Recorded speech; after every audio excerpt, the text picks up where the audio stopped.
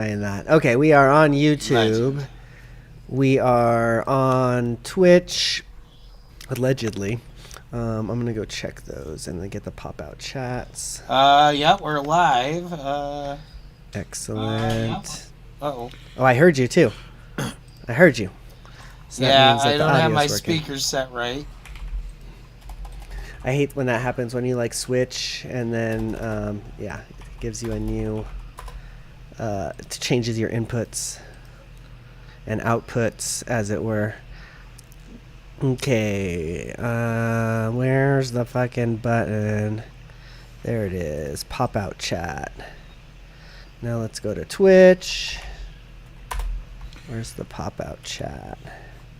There you are. I wish you could do some of this stuff like I guess I could if I was smarter about it, but yeah. I always forget about Twitch, and I haven't opened Twitch in forever, so it wasn't even in my history. Sure. Okay. Are you all ready to do this thing? Yeah. Okay. Y'all ready for this?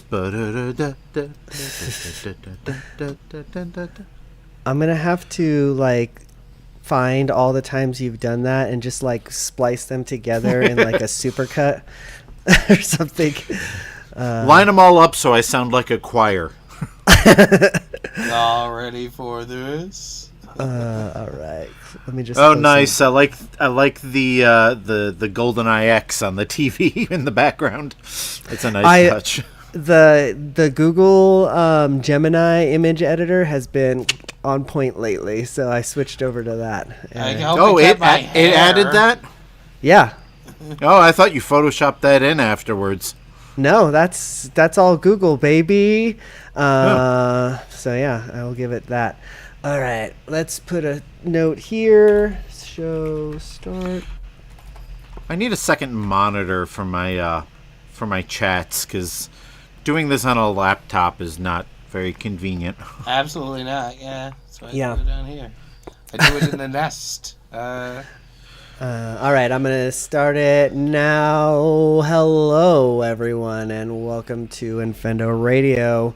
Episode number, where's my fucking tab? 792. 792. I was just looking at it. Thank you, Brandon. Thank you, Justin, for joining me this evening. What shenanigans you guys been up to this last week?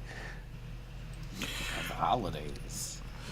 I have, my change the system is pretty much gonna describe what my week has been like, but I've played a lot of N64.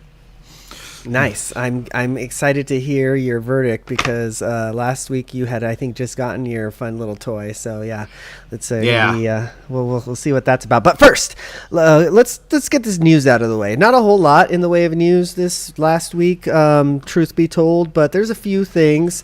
What's this Mario Kart World DLC rumor? Is there any merit there? What's going on? I'm really putting, out of 10 being most likely, 1 being not at all likely, 3. That's a 3. This is a combination of fans say that the Game Awards are coming up. I don't know how many big announcements Nintendo's done at the Game Awards, but they're connecting that, as well as some data mining that says there's characters they haven't released yet. So I think Nintendo's done a few things some of the characters, maybe some of the existing characters can get some more costumes, like Donkey Kong. Didn't we get that screensaver thingy of Breath of the Wild first look at the Game Awards? Remember, it was just Link standing there. Yeah, I think there was that. Yeah, it's like ba ba ba. Yeah, so maybe that was coming to Wii U though. Jeez. Yeah, I was gonna say you had Aonuma and Miyamoto sitting there playing it on the TV. Mm-hmm. Yeah, that's about the biggest announcement I can remember Nintendo doing. But man, that feels like ages ago. So yeah. Okay, well, we'll see what happens there. I'm not gonna lie, I dropped Mario Kart World pretty quick. I don't know what it was about that one. I like played it hard and fast, if that makes sense. You know what I mean? Like I unlocked everything and then I was just kind of done with it, you know? And I didn't unlock everything, but you know. Yeah, I was going to say every time I turn it on now, it's because I plan on trying to unlock something, because I spent a lot of time just kind of driving around aimlessly, and then I'm like, all right, I've done enough of that. Yeah. So when I say unlocked everything, it's mostly what I mean is like raced all the courses. You know, that's like what I care about. I put about 40 hours into it, but then it was just so many other things came up. Yeah, totally. Yeah, that game definitely Burnout Paradise hard. Yeah. I'll go back to it though for some DLC, especially if it's included in like the the Nintendo Online subscription or something like that. So yeah, I like more courses. So who's mad about Amiibo? Apparently, I did not know this was a thing. This is the only other thing I could find. There was a huge outrage explosion when when people discovered that Nintendo has locked a single song for the desert area of Beyond behind the Samus on a motorcycle amiibo. Okay. I mean, YouTube exists. Yeah. I can't be mad about this. One, I have a flipper, so like I can just like emulate the amiibo. So yeah, that's true too. There's so many ways to spoof amiibo at this point that it doesn't really matter whether you even your Android whether you phone actually buy that.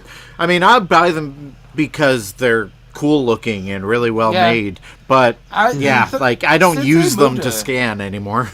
I mean, Amiibo used to be $15, and now they're like steadily $30. They're kind of a luxury item now. Like here, like we know that there's like 10 of you who still will buy every single Amiibo that comes out. So here it is. It's ultra big, ultra detailed, and twice as much.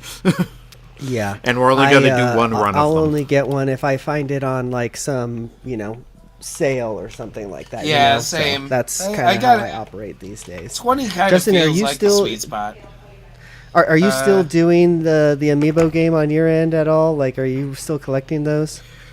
Yeah. So when a new one comes out that I like a new character or whatever, I will seek it out. Like I got the all the Tears of the Kingdom amiibo. I got the what was the big one that came out not that long ago? I can't remember.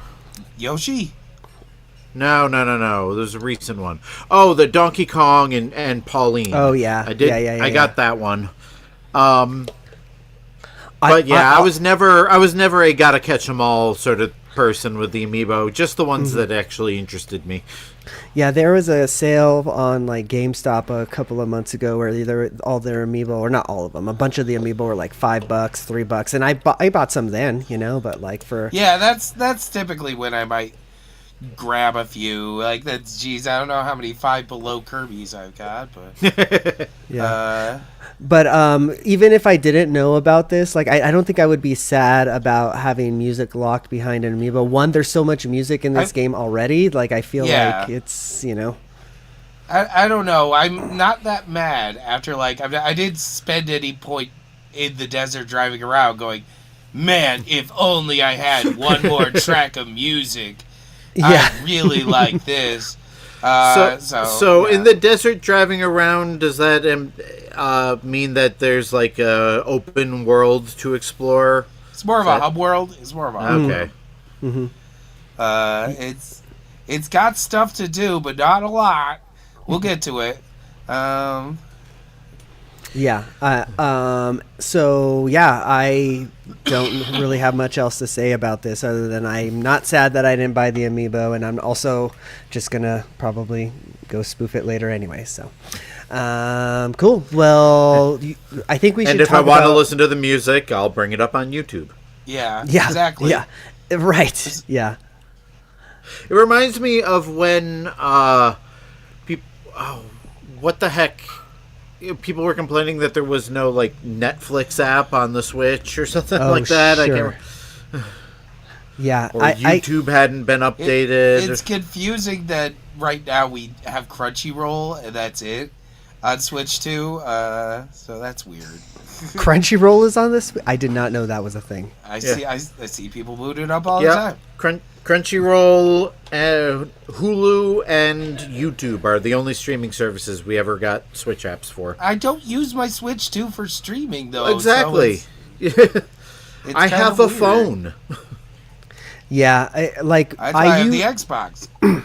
I did use back in the day. I did use the Wii U to use like Netflix, and but that was like before I had like access to a dedicated tablet, because iPads back then were like $1,000. Now you can get a tablet for $1.50. With some groceries. Or you get like or a little $20. I want to say a little $20 TV streaming stick. There's a bazillion ways to stream. It's just there's no shortage. Yeah, totally. But that's why I have my Xbox, which is the best streaming device I've ever owned. So. It is actually really good, and it plays. If I remember right, I think it plays the Blu-ray, Ultra Blu-ray, or whatever they're called, the ones that can do the 4K one. Yeah, it controls by IR remote. Mm-hmm. You can just program it into a universal remote and just turn it on and go to your streaming app. I use my flipper for that all the time. Which is funny because you cannot connect any Bluetooth headsets to the Xbox. It has to be a specific type of Xbox branded headset. But you can use any remote control. I was mad actually because I went to like GameStop. I'm like, I want a controller, and I grabbed a controller, and I was using the controller, and I like looked at it. I'm like, isn't that just an IR bulb at the end of it? Can't I just program that into my normal remote? Why did I do this? It was. I wonder if I can use my flipper for my Xbox. You can. Absolutely. I wonder if I can use it for the PS5. I don't know if PS5 can do IR. I don't know. I don't have a PS5. But but it has Bluetooth. I use my flipper all the time to control my Xbox, especially when we're using it as a media device. It's actually really convenient. So. Okay, well, I think we should talk about video games. I didn't even prepare an Nintendo Tunes because I know we're going to be talking about video games a lot this episode. So, I'm pretty busy. Yeah, let's do that. Just I'm going to let you start because I feel like yours is going to be non-Metroid, and Brandon and mine is going to be a lot of Metroid. So, yeah, why don't we get yours out of the way first? All right. So, everybody ready for my 20 minutes of No Man's Sky? Yeah. All right, Actually, I did not. I didn't even boot up No Man's Sky at any point in the past week because once I started playing on the Analogue 3D, that was the only thing I wanted to play games on. And what's funny is I still have not put an actual original N64 cartridge in the thing. I've just got my EverDrive in there, and for like maybe at least a half hour every night, I'll boot it up and play some GoldenEye X. And over the weekend, I went through a bunch of other ROMs. I played the way, Zelda. Please send me all of your ROM hacks. I need them. Shit! Yeah, there's I got a zip of like every N64 game ever made. So. Oh, I have that. I just need specifically the ROM hacks. Okay, yeah, some of the ROM hacks are in there, but yeah, I'll definitely send you. So GoldenEye X is what I've probably logged several hours into, and I'll get back to that. The Zelda 64 beta recreation, I played a bit of that over the weekend, exploring areas. So the way it's set up, there's a recreation of the kiosk, like the demo kiosks from E3 or SpaceWorld or wherever, where you can play, you can explore, like, I think, Hyrule Field and Kokiri cool. Village. You can do the not the Forest Temple, the Great Deku Tree and the Goron Cave, the Dongos Cavern, that one. Both of them are completely different from the final game, by the way. So they're interesting. They're worth playing through, even if you've played the actual game. And then I need all that. Thank you. I love you. and then there are a couple of boss fights that you can do, and then in the menu you can go to a thing where all of the beta worlds that were discovered in the Giga Leak, you can access all of them. So not only can you go to the places that were actually on the demo, but you can go see what the original version of Hyrule field looked like, or explore Kakariko Village when it was just a bunch of boxes on a flat ground, and so that's a lot of. Does it look good in 4K with CRT filters? Yeah. Have you tinkered with the settings? Because everything I read says all right. So I was going to talk about a few more games that I was playing, but since Eugene brought it up, I've said before, I do not like CRT filters. I do not like most filters except for the pixel smoothing ones, like the Saber and stuff like that. So I had no interest in playing with the CRT filter or any of the other filters at first. But then I'm like, you know what? It's there. I should see what it looks like. And I have to say the Analogue 3D has the best CRT filter I have ever seen. It's the only one I've ever liked. And so every CRT filter I have seen before this, basically it'll darken or blur every other line of resolution, and that's how it gives the what the CRT filter on the Analogue does is it actually recreates the chromatic refraction that happens when the cathode ray beam strikes a thick piece of glass. So if you get right up at a 4K TV and get right up and look at it, you'll see that every pixel is split slightly. So instead of just being blurry, it's just okay, you've got your white here, red, green, blue, and it looks absolutely real. It looks like a CRT used to look when you got up close to it. It amazes me, and so now I pretty much play with the CRT filter on all the time, and I never thought I would do that, but it's just such you're back in the 80s, 90s. Exactly, 90s. Yeah, how dare. I will sit there and just be staring at this. I actually sent a message to my wife, I'm using this CRT filter, and all I can think is my TV is 55 inches. I used to sit in front of a 32-inch CRT and think that was the biggest screen in the world, and now I've got one that's 50-60% bigger, and I feel like I'm a little kid again looking up at that 30-some-odd inch screen. Your next assignment is to put it on a projector and see what that looks like in 4K from a projector. I can't do 4K from a projector. You can. I do not have.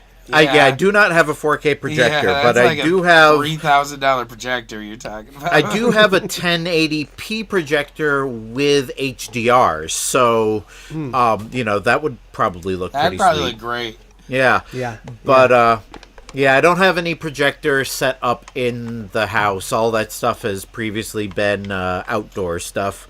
But I will definitely try that when I can. But so I've mostly been playing ROM hacks like GoldenEye X and the Mario SpaceWorld recreation. I found an English translation of Virtual Pro Wrestling 2, which if you don't know, is the Aki developed game that they turned into the WCW NWO Revenge and the WWF No Mercy games. Yeah. So So yeah, I played a little bit of that, and it's such a weird experience because you can play. There are a lot of American wrestlers in the lineup.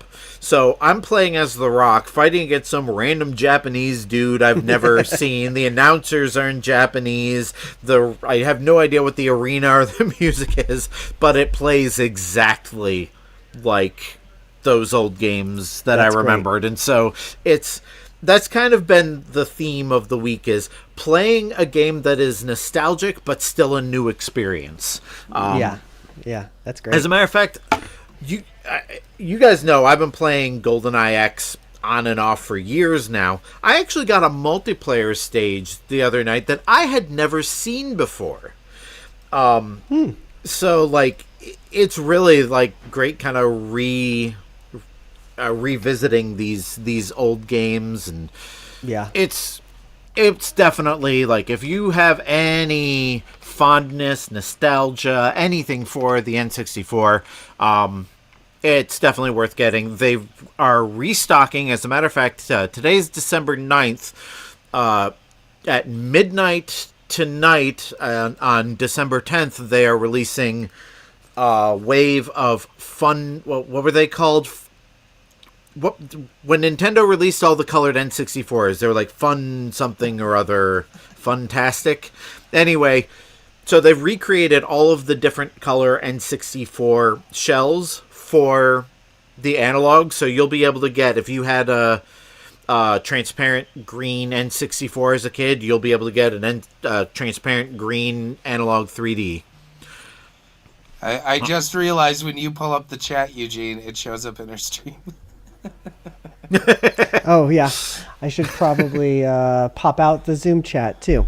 I don't know why it does that, but yeah. Anyways, go ahead. Continue, Justin.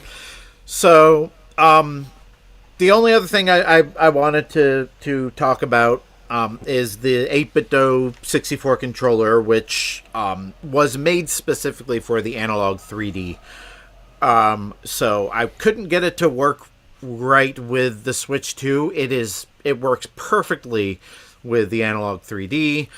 It's responsive. There's a button that you can press that will switch from a built-in memory card. Like, there's actually a memory card built into the controller. And if you press the button, it'll switch it to the Rumble Pack. So if you're playing a game that supports both, you know how it always tells you, remove your Rumble Pack and put it in the memory pack, and then you have to swap them back. So you can just press a button and it will basically emulate that feature. Oh, nice. The buttons are nice cool and responsive. It feels... It's shaped like a Switch controller, you know, with the two prongs, and, you know, it's a very modern controller, but it feels as comfortable as an N64 controller felt. Mm-hmm. The only complaint I have is that the analog stick takes a little getting used to. It's a little finicky. Like, it doesn't... Yeah. The N64 joystick had a really unique, like, travel sensitivity. And it's you can't replicate it with anything else, I feel. For whatever reason, they've never been able to recreate it perfectly, and unfortunately, like, I noticed, feel like they got it on the Nintendo. Nintendo's controller is perfect, but nobody else seems to be able to. At least nobody else can make that sort of sensitivity with a joystick that isn't built like that. So this has a very modern style joystick, and it's almost digital in how like the travel is. So I'm not a big fan of that. Hopefully that'll get patched out, or there'll be like an app that you can make adjustments to it and stuff like that. Kind of fine tune, They're also releasing new 8BitDo controllers to match the colored analog 3Ds. I pre-ordered one that's in original N64 gray with the colored buttons, so that'll come out in January. Nice. But yeah, I mean, I'm gonna be playing a lot more N64 games tonight, and I've never had an analog system before. I have wanted an analog pocket on and off, but now that I've had the analog 3D and put quite a bit of time into it, I want all of the analog unit. Like, this is just absolutely perfect. The only other complaint, I almost forgot to mention this. Because it's FPGA and it's basically recreating the original hardware rather than emulating the software, the games themselves don't render any higher than 480p, which I think I mentioned last week. Yeah. So you can't, even if you're playing it on a 4K TV with all the specs as high as they can possibly go, you're still getting a 480p picture that's blown up and blurred on a modern TV. So that kind of sucks, but fortunately the CRT filter does help alleviate the pixelization. Right. Cool.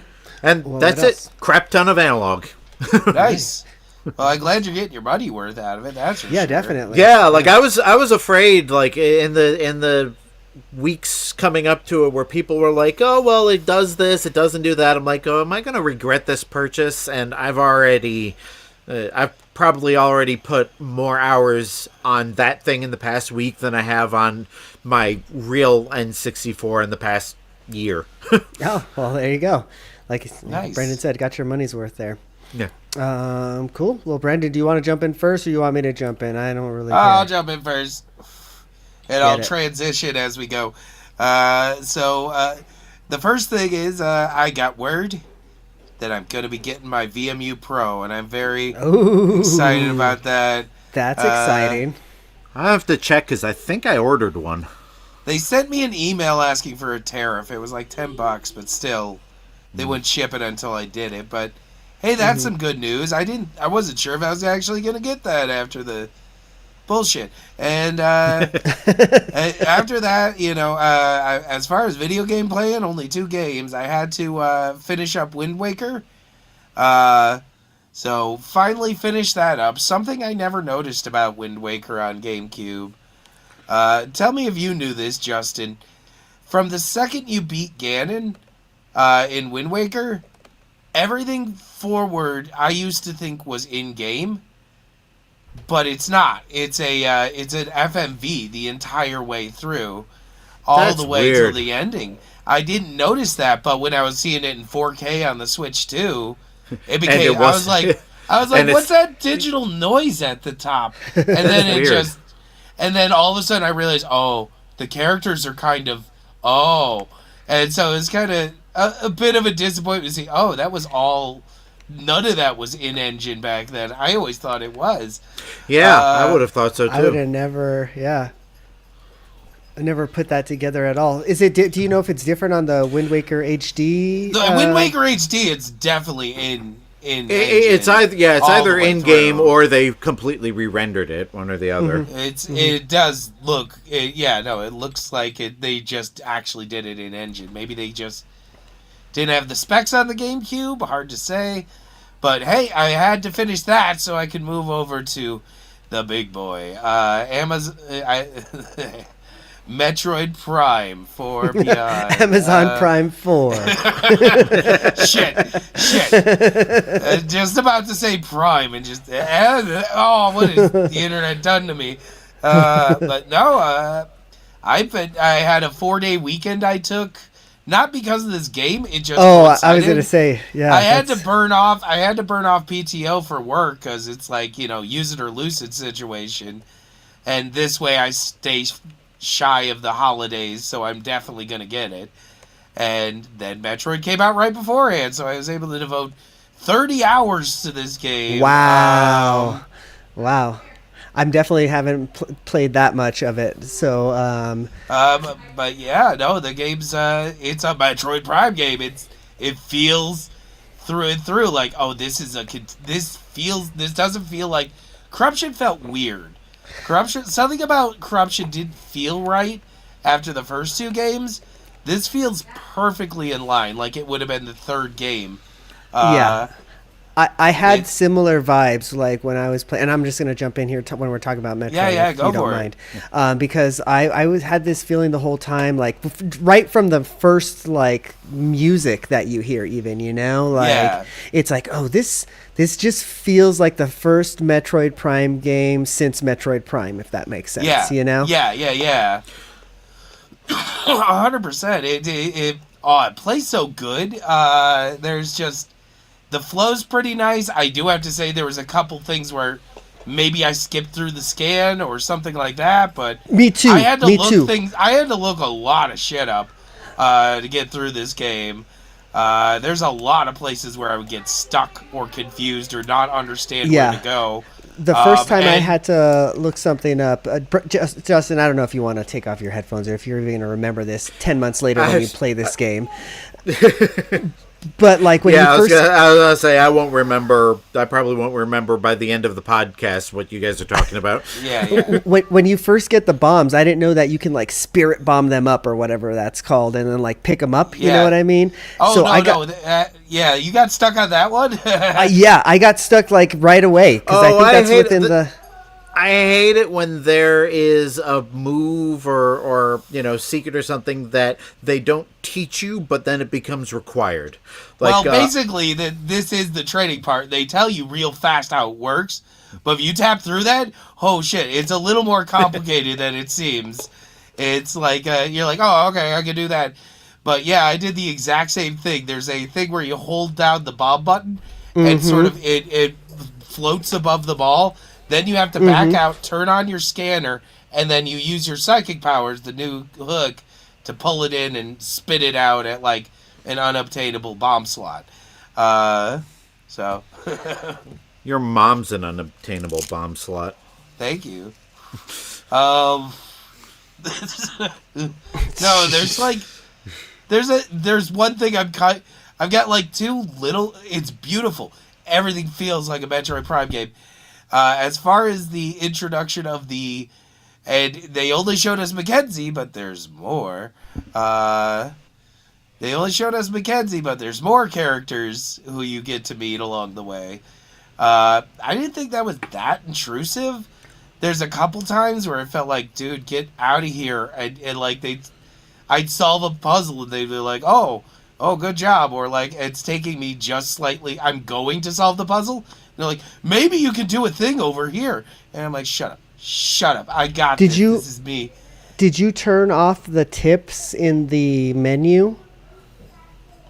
I did not.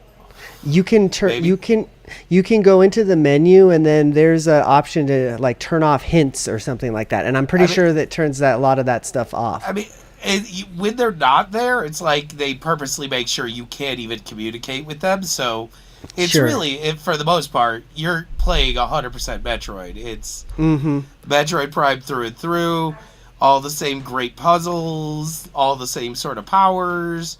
But they look beautiful. I don't even mind the like worker people or whatever. I think the Mackenzie guy's fine personally. Like, Mackenzie, I feel like every other character past Mackenzie is a better character, with the exception of some that maybe I won't spoil.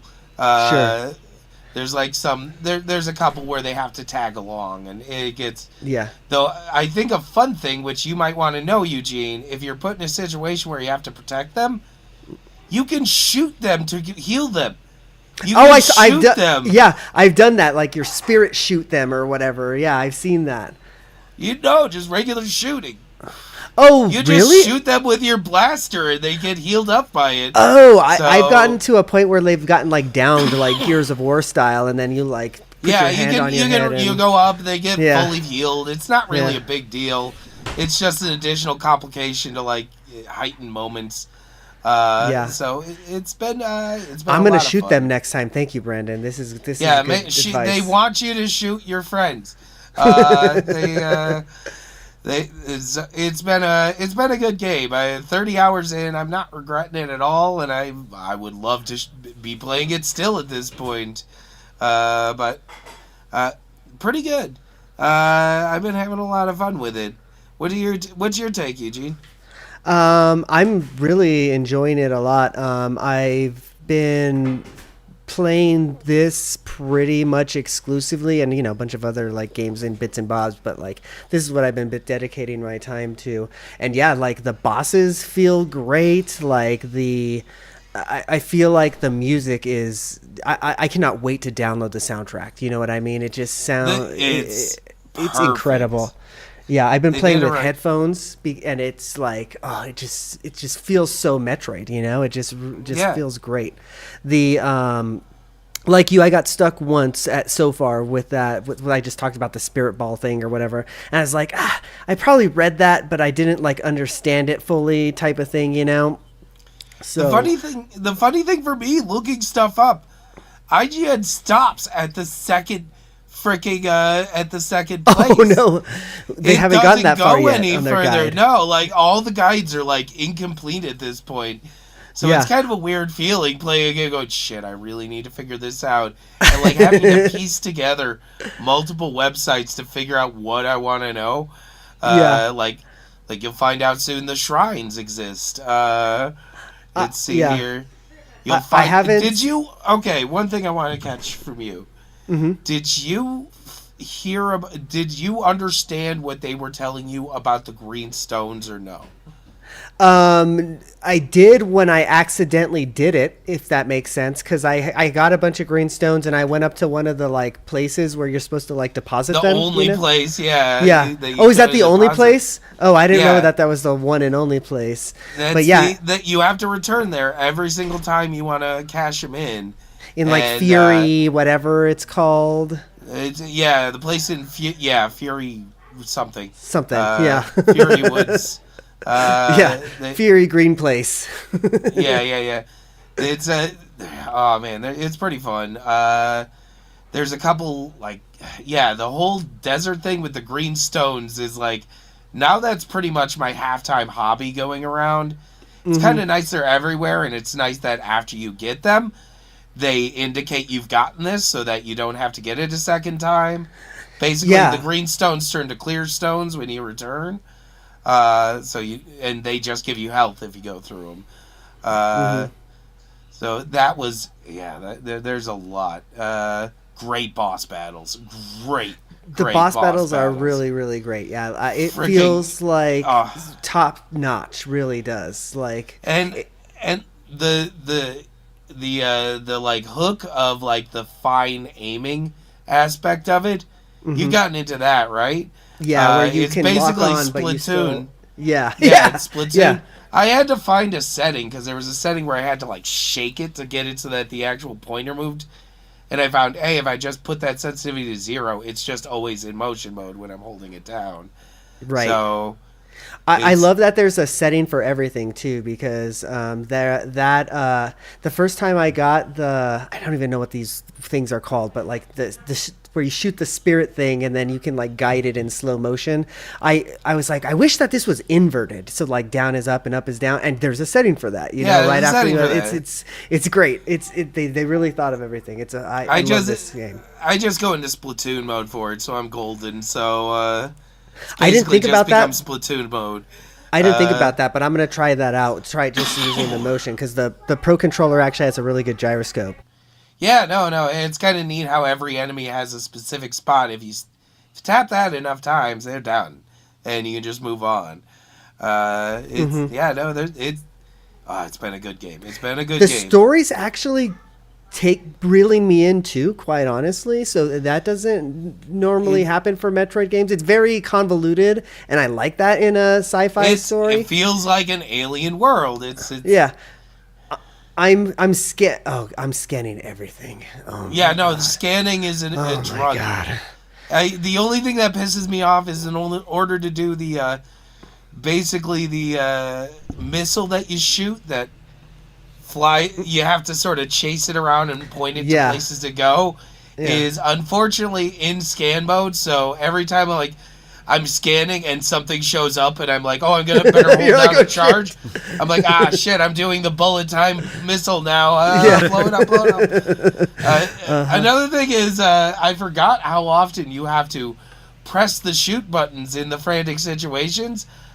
after 30 hours and 4 days of this the game, A button works. my fucking finger hurts so bad. Oh, and then I realized why the A button's a secondary I was option. gonna say, use the A button, buddy. Yeah, that's what it's there for. Yeah, the A button's much better at the fast tap.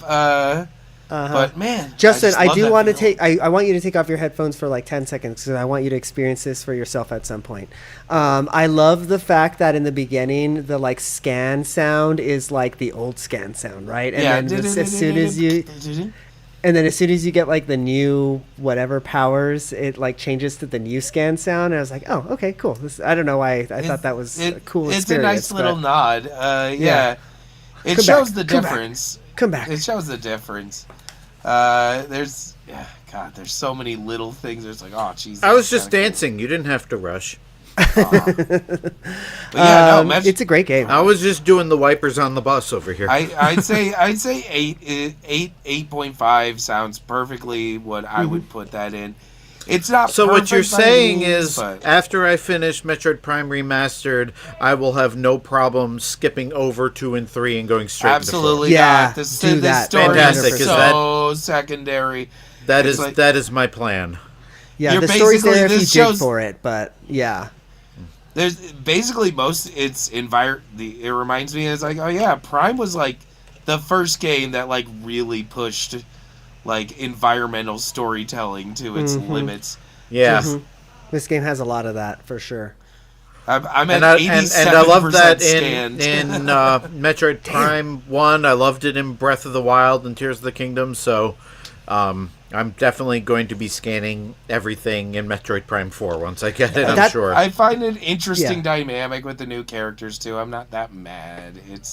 There's a couple times that I'm like, shut up. But they've been. No, I honestly like it. I don't mind it at all. It actually brings kind of like a cinematic aspect to Metroid that I feel like it needs. You know, It gives you a little more. The voice actors could probably be a little bit better, but they're not bad. You know, they're actually pretty good in my opinion. Nintendo does not have very good voice actors, but they don't. Yeah, like you said, they don't have bad ones at least. Yeah. It's God. And the other thing was I didn't buy this physically because I read up on getting the Switch 2 version and saw it was just the Switch version with a download of the upgrade. So you know what? You want to know something? That was a bummer. For like the first hour or whatever, I was like, this doesn't really look very good. And then it's because I hadn't downloaded the fucking upgrade. Because I ran into that Yeah. I basically read that on the box because I was like, hey, what's all this text at the bottom of the box? Oh, and I just immediately went to the Nintendo Store app and bought it there. And got to download to my phone, my thing by the time I was home. Yeah, I'm a sucker and I still bought it physically, but yeah, I was definitely disappointed with that. I was it's like, give me the whole thing on the goddamn cartridge, god damn it. Yeah, exactly. So I understand, even though it's actually still good on the Switch. So it's and it didn't look bad by any means. Actually. It really didn't look bad by any means, but like when I booted it up for the first time with the Switch 2 edition, it like gave me the option for like the HDR and everything. I was like, oh, okay, yeah, this is what I was missing. Yeah, I was kind of like sitting there. It's like I could either do 480p at 120 hertz or 4K at 60 hertz, and I'm like, my TV doesn't even support 120 hertz. I was gonna say I did the 60 because I don't think my TV can do that. See, now if I have my TV can do 120 hertz and 4K, just not at the same time. But honestly, if you can do 1440p with 120 hertz on your TV, I see almost no difference in resolution, and it's that much smoother when it's moving. So that's my recommendation if it's an option. It looks great. It looks great at 60. And this is talking 4K. from like playing on the Xbox. I don't know what Switch 2 is like, but if it's anything like the Xbox, it's going to be the same.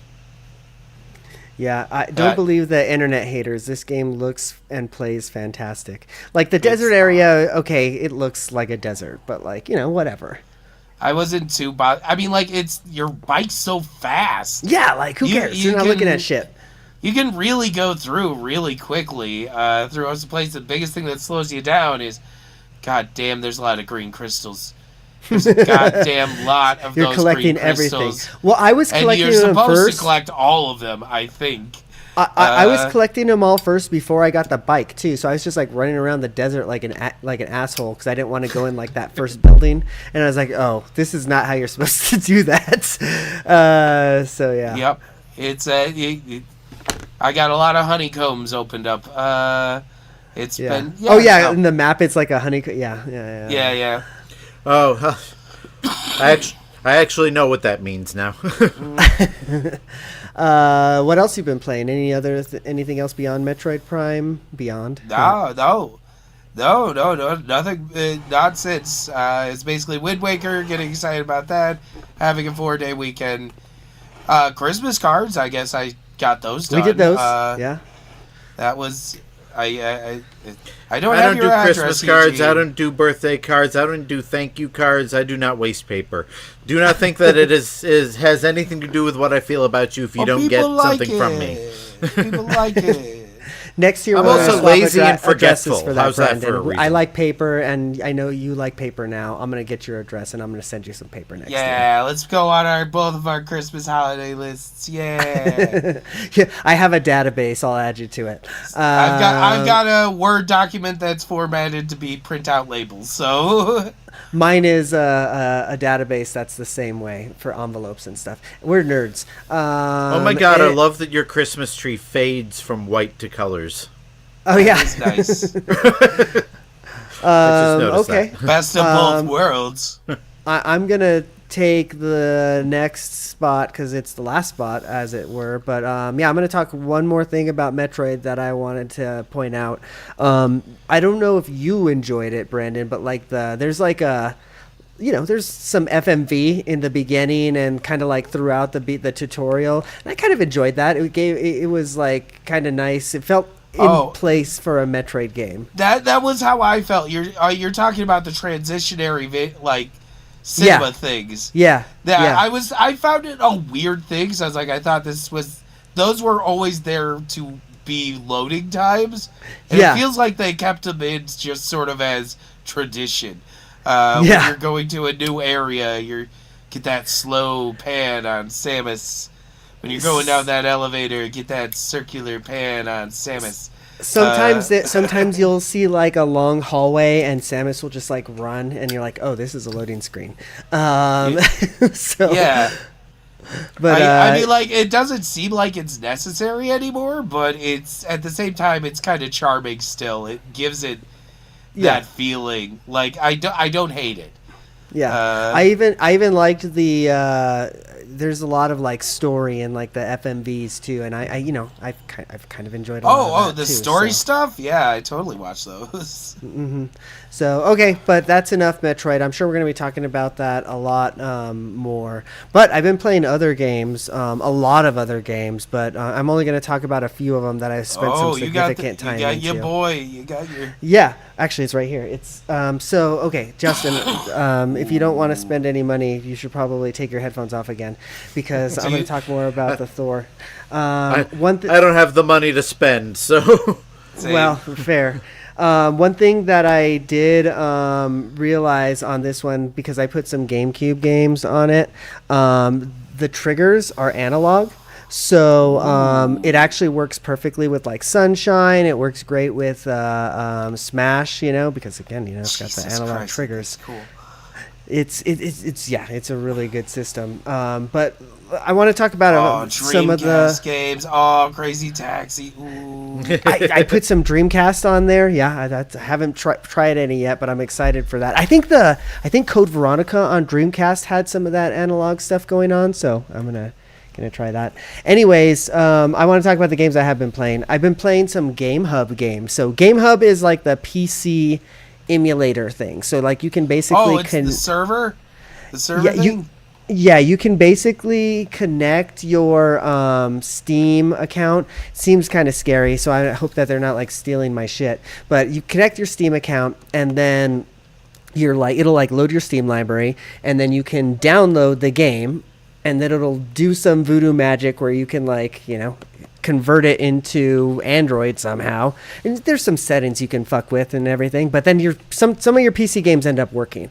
Last week I said that Portal was working. I tried it again afterwards, and it is not working. Actually, it keeps crashing. So that's a little bit of a disappointment. Very disappointing. I've been playing a lot of Dispatch, though. I don't know if you guys have heard of Dispatch. It's kind of like the Telltale Games style. I've been intrigued by that game. Yeah, it's really fucking good. If you liked those old games, like the Wolf Among Us, the Walking Dead games, this is probably one of the best one of those that I've ever played. It's not by Telltale, but it's by a bunch of like former Telltale employees type of thing. So it's really, really, really good. It's only on PlayStation and PC from what I've seen. So yeah, I've been playing it on the Thor, and it works great. Like I have a little like stylus that I bought. That's a little capacitive stylus that works great as like little mouse emulator. So yeah, nice. This has become my handheld of choice because let's be honest, the Switch 2 that's docked. I'm never using that as a handheld. It's too big. Usually. Yeah, I'm loving this AYN Thor. So yeah, Dispatch is great. There's a couple of other PC games that I've downloaded. Let me see. Let me just boot that up. But I've been playing a lot of GameCube games as well. Mostly Eternal Darkness for some reason. That's the one that's kind of like piqued my interest the most. For whatever reason, I like that game. It's still really good. It's got actually, for like 2000s era gaming, pretty good like voice acting even, so it's like just really I would love Do the little tricks still work though when you're playing it on a portable? Like, I mean, not the volume going down. No. Yeah, the volume down, the input change. I was thinking a couple of weeks ago, if they ever did another Eternal Darkness, what could they do to mess with people as much as those things did to us back in the 2000s? Sure. I mean, they could definitely do some stuff, like turning down the brightness or whatever. There's right. Definitely some things. I've seen what Undertale's done, and I know it can happen. It can exist. Sure. Undertale does very similar sort of tricks. Yeah.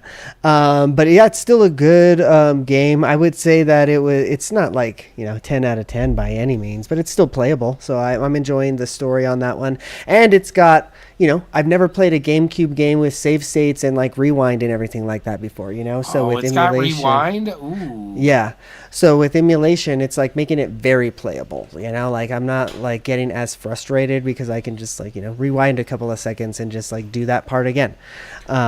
So yeah, that's fun. What else is on my list? Four Swords Adventures. Oh my god, I've wanted to play this game again for years and years and years because I've never actually beaten it. Because when that game first came out, I was playing it with a bunch of assholes who were just throwing everybody off the ledges. I was going to say, I refuse to play that game without other people to play it with, but I was one of the assholes who would just pick people up and throw them in the lava. Sure.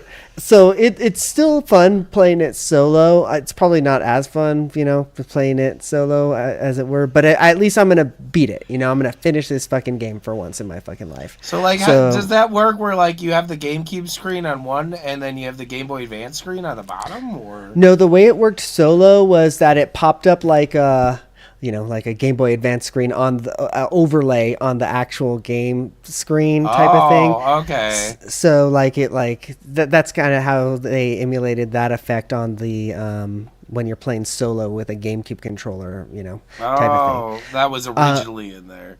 Got it. Yeah. So you can play this game solo and then control all the links individually. There's like different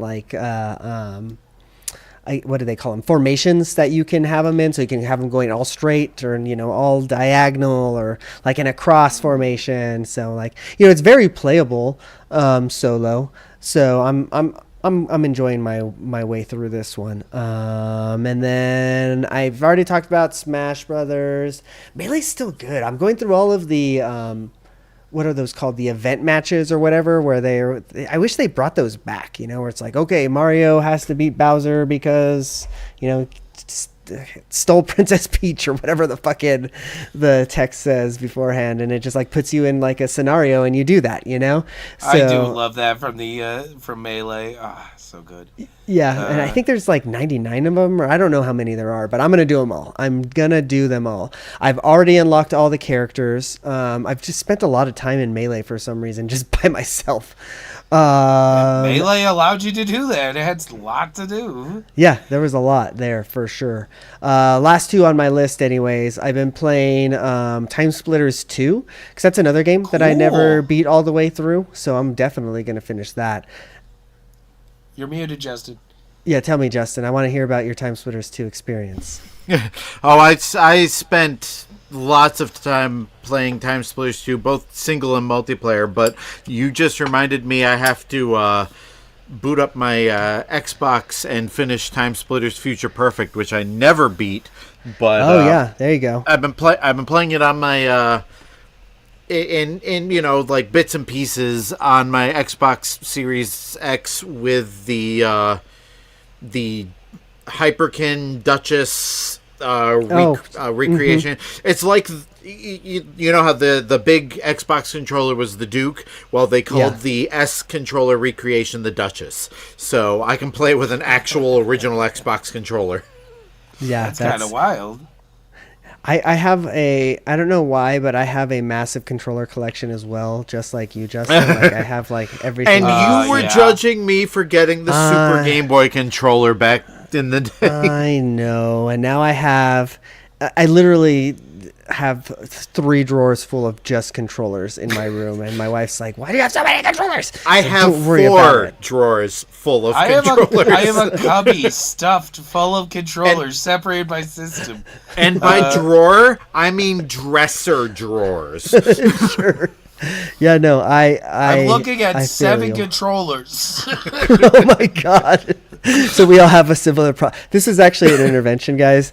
Wait, hold on. No more. 1, 2, 3, 4, 5, 6, but yeah, 7, TimeSplitters 2 is really good. It's really, really good. God, I want those games back. I want a remaster, a sequel, something. They were such great games. I'm playing it on the PlayStation 2 because I hear that that's the better version. So, and I've never played that version either. So, I had TimeSplitters 2 on the GameCube. I'm impressed that it can do PlayStation 2. I thought that was a lot tougher to win. Oh, no. Yeah, it's like no problem at all. PlayStation 2, GameCube, just like everything. I played San Andreas. And now I need to get one so I can finally play Grand Theft Auto Vice City Stories. Yeah, PSP works great on it. Vita works great on it. Like there's not been anything that I've thrown at this thing that it hasn't been able to handle outside of like the PC stuff. Yeah, the PC stuff it has a hard time with, but it's an emulator. So like, what can you say about that? It's trying to run a PC game on Android. I've been seeing people play Diablo and from my 2 experience with PC gaming, even PCs have trouble playing PC games half the time. So. Yeah. Your PC, baby. I don't know, it doesn't mean a lot to me, but I don't know if you can see my buttons. You can actually change the color of the buttons individually, like the joysticks. Oh, that's neat.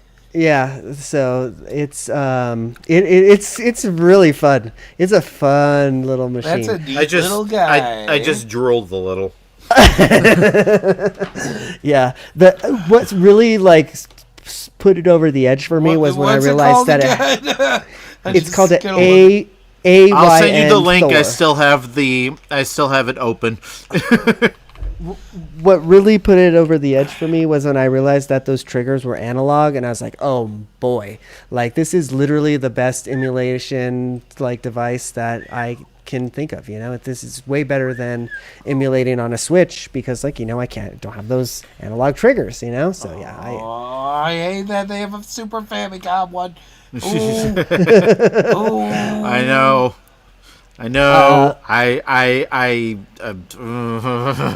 Eugene, you're making me want to make bad decisions. I know. I showed this to a friend, actually a friend of the show, Chelsea. She was on a couple of episodes back a few years ago talking about Zelda, and yeah, she's like, send me the link. it's just so good, and on top of that, like, it's just an Android device, right? So like I can watch YouTube while playing, Breath of the Wild if I really wanted to. Now you've had time with it. What's the battery like? It's really fucking good. Like I've never run into a issue with the battery, and I played like for 5, 6, 7 hours straight sometimes, and then I'll have to charge it at like 30% at that point, but I'm not like running out of. That's incredible. That's 8 hours of gaming is fantastic, especially GameCube and PS2. Yeah. Hell, even the Switch can't run that long. Nope.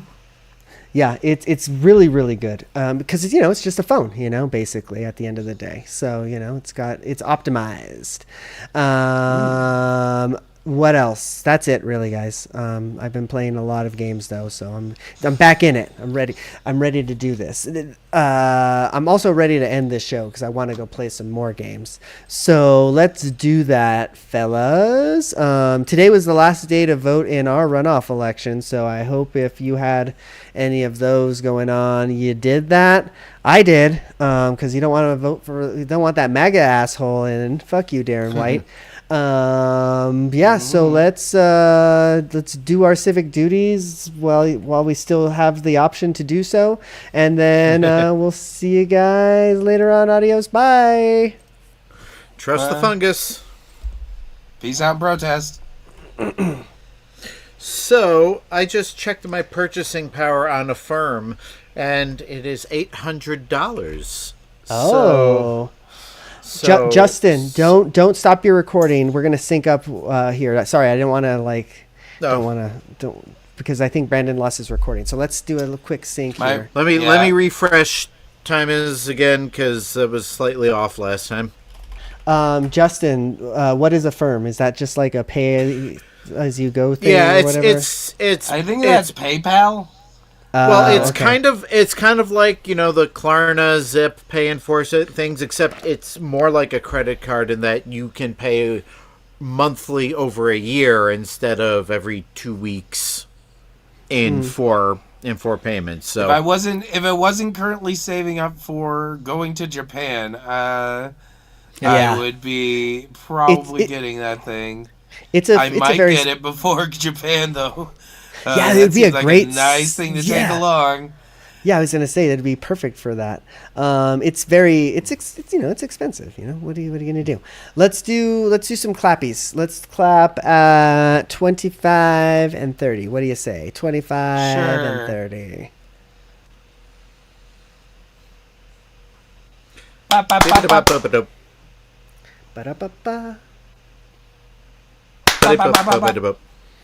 Feel free to end your recording whenever you would like. I'm not sure. I heard you make a noise, Eugene, like 2 or 3 seconds after Brandon and me. Are you out of sync or? Oh, I'm just probably. I might just be high. That's possible. Fair. All right. Well, I will stop my recording and upload it and catch you guys later. See ya. Guys. Bye. Hey, just in time for the lights to turn off. Oh, yeah. Nice.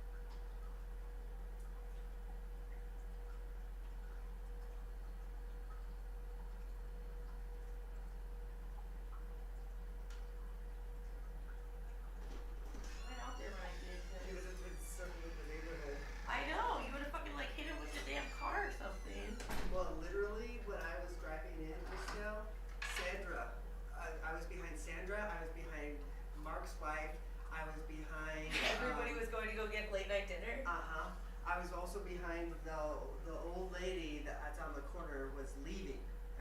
So it's like, yeah, no kidding. You didn't get a drink? So I just drank tea when I was on the podcast, okay. so I figured that'd be just too much. Yeah. Do you want to eat down here or you want to go eat upstairs? I'd rather go upstairs. I started the dishes, but I didn't get my burger. I don't know if he went to the bathroom.